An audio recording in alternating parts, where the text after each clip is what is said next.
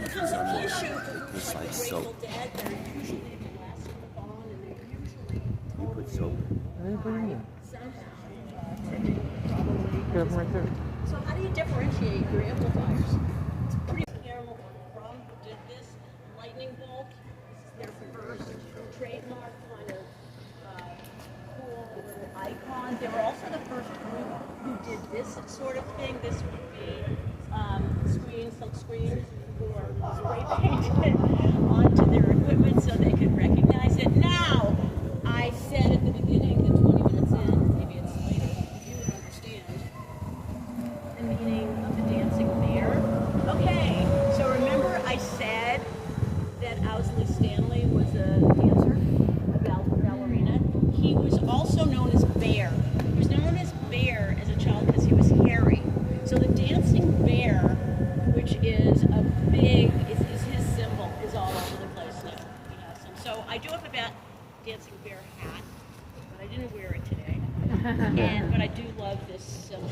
Anyway, so he was very, very important to this whole movement because it was the thing I believe.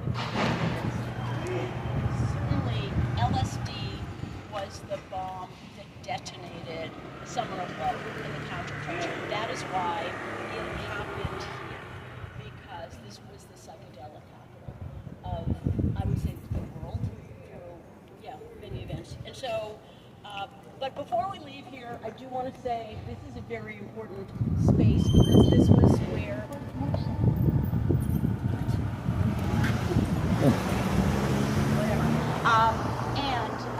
there was a doctor named David Smith who worked for San Francisco General Hospital. He lived here. He understood that there was going to be a problem. Healthcare is a right, not a privilege. Exactly. Yeah. Love needs care. Yeah, exactly.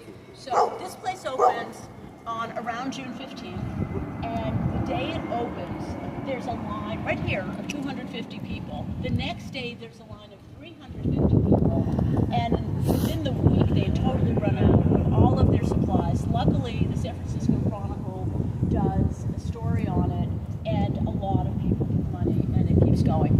And it existed until very, very recently. It was bought by an organization, or merged with an organization called Healthcare 360, which since